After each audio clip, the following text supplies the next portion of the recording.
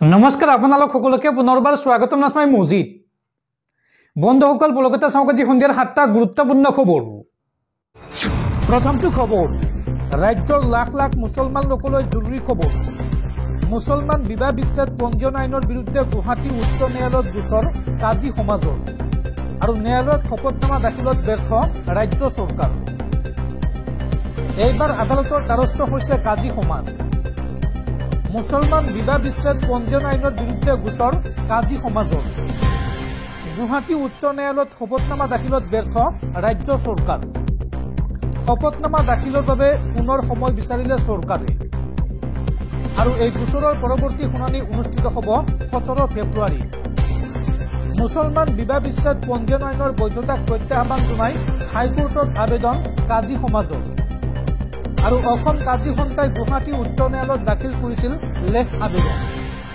আৰু এই আবেদনৰ ভিত্তিত উচ্চ ন্যায়ালয়ত অব্যাহত আছে শুনানি প্ৰক্ৰিয়া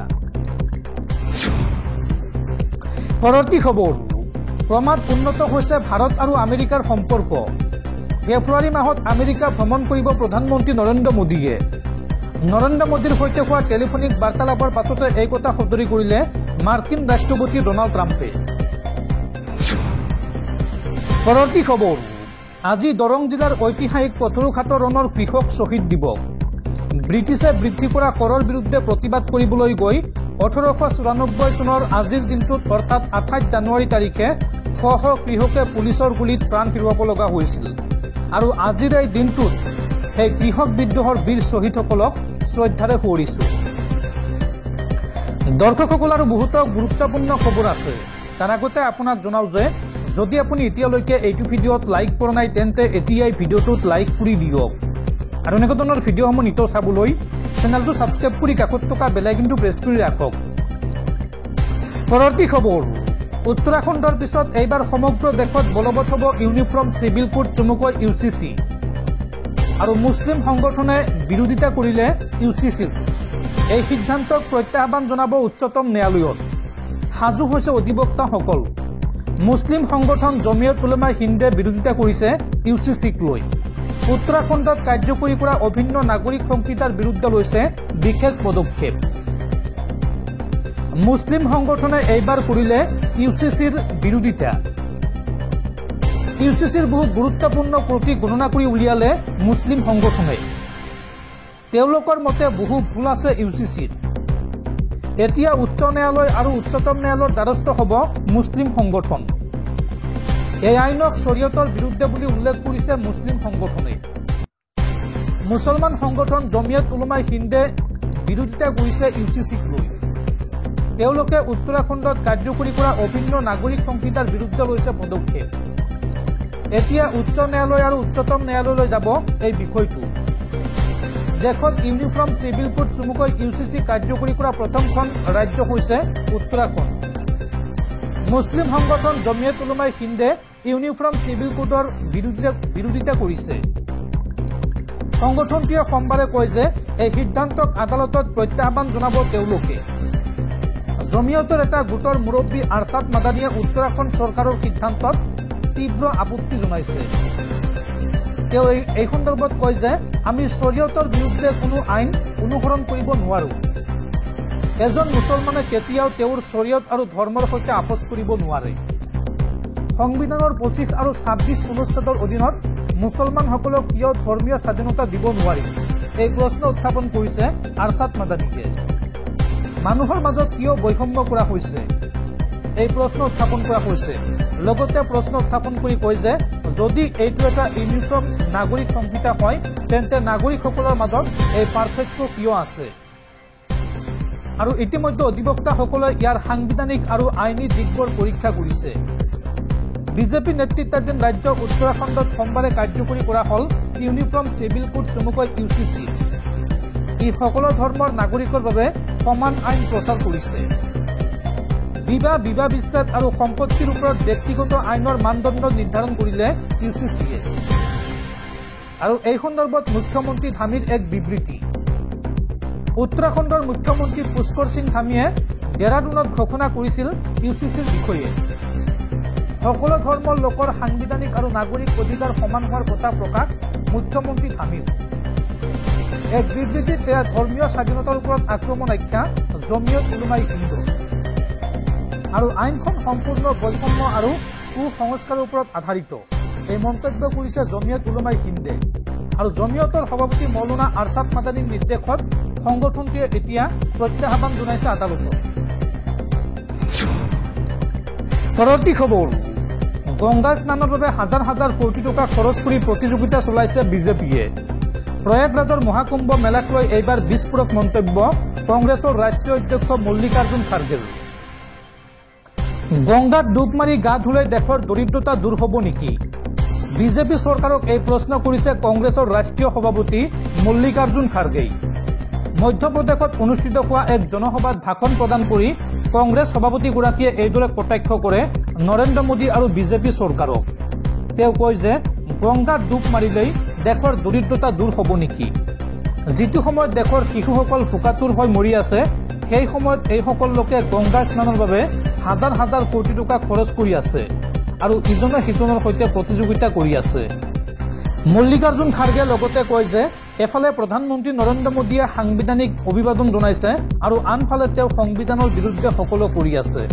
উল্লেখযোগ্য যে সোমবাৰে উত্তৰ প্ৰদেশৰ মুখ্যমন্ত্ৰীৰ সৈতে গংগাত স্নান কৰিছিল কেন্দ্ৰীয় গৃহমন্ত্ৰী অমিত শ্বাহে আৰু অমিত শ্বাহে স্নান কৰাৰ পাছত বিজেপিয়ে কটাক্ষ কৰিছিল যে কুম্ভ মেলালৈ কিয় কংগ্ৰেছৰ নেতাসকল যোৱা নাই আৰু তাৰে প্ৰত্যুত্তৰ হিচাপে মল্লিকাৰ্জুন খাৰ্গেই ভাষণ প্ৰসংগত এইদৰে কয়।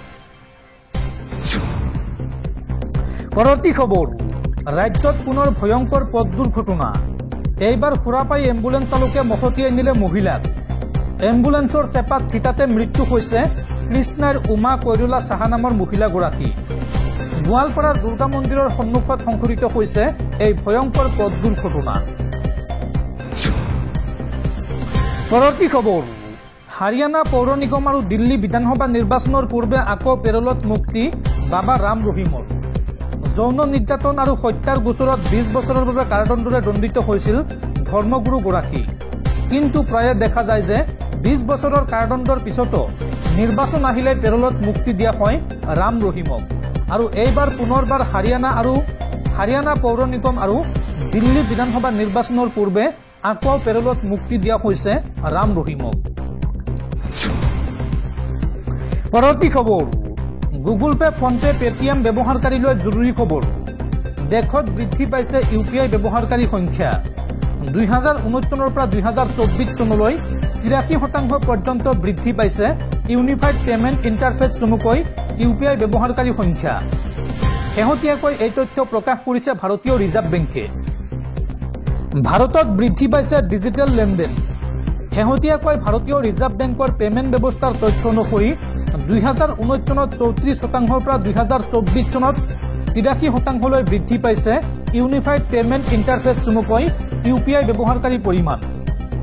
অন্যান্য ডিজিটেল পেমেণ্ট পদ্ধতি যেনে নেশ্যনেল ইলেক্ট্ৰনিক্স ফাণ্ড ট্ৰেন্সফাৰ চমুকৈ NEFT, real time grace settlement চমুকৈ RTGS আৰু ইমিডিয়েট পেমেণ্ট ছাৰ্ভিচ চমুকৈ IMPS আৰু ক্ৰেডিট আৰু ডেবিট কাৰ্ডৰ অংশ 2019 চনত 66%ৰ পৰা 17%লৈ হ্ৰাস পাইছে।